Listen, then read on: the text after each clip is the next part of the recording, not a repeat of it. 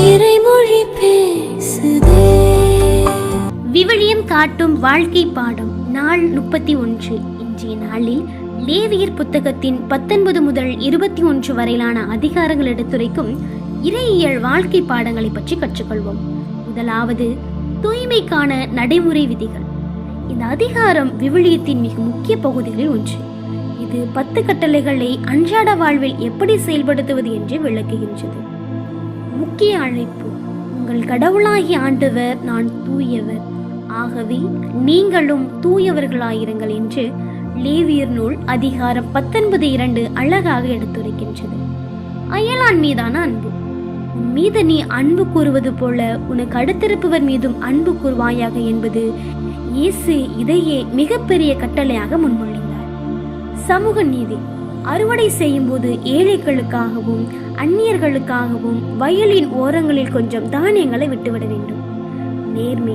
கள்ளத்தராசு பயன்படுத்தக்கூடாது, கூலியை கொடுக்காம தள்ளி போடக்கூடாது என்பதை 19ஆம் அதிகாரம் நமக்கு அழகாக எடுத்துரைக்கின்றது. இரண்டாவது, குற்றங்களும் தண்டனைகளும். முந்தைய அதிகாரங்களில் சொல்லப்பட்ட புனிதமான சடங்குகளை மீறுவோருக்கு கொடுக்கப்பட வேண்டிய தண்டனைகள் இங்கே பட்டியலிடப்படுகின்றன. சிலைகள் மற்றும் மாயவித்தை. மூளைக்கு தெய்வத்திற்கு பலியிடுதல், ஆவி உலகத்தோடு தொடர்பு கொள்ளுதல் போன்றவை மரண தண்டனைக்குரிய பாவங்களாக கருதப்பட்டன. பெற்றோரை மதித்தல்.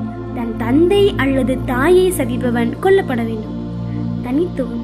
இஸ்ரேலர்கள் பிற இனத்தவரின் பழக்க வழக்கங்களை பின்பற்றக்கூடாது, அவர்கள் ஆண்டவருக்கு என்று பிரித்தெடுக்கப்பட்டவர்கள் என்பதை 20ஆம் அதிகாரம் நமக்கு கற்றுத்தருகிறது. மூன்றாவது, குருக்களின் புனித வாழ்வு.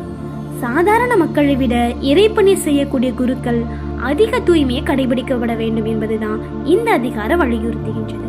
தீட்டுப்படாமல் இருத்தல். குருக்கள் இறந்தவர்களின் உடலை தொட்டு தீட்டுப்படுத்தக்கூடாது, நெருங்கிய உறவுகளை தவிர. திருமணம். ஒரு குரு தூய்மையான பெண்ணையே திருமணம் செய்ய வேண்டும். உடல் குறைபாடு.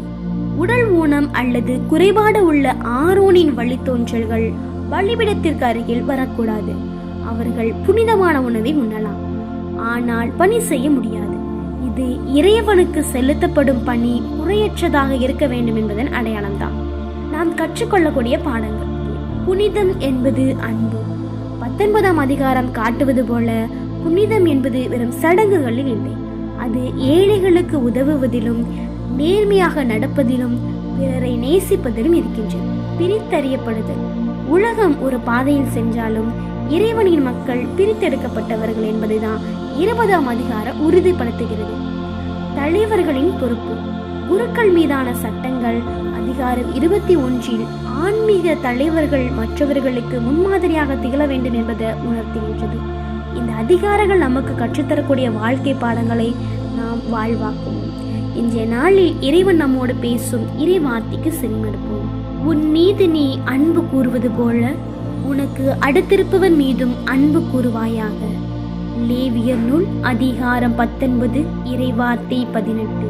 இறைவார்த்தை நமக்கு கற்றுத்தருவது போன்று நாமும் பிறரை நேசிப்போம், பிறருக்கு உதவிகள் பல செய்து இந்த நாளை மகிழ்ச்சியாய் தொடர்வோம். நன்றி.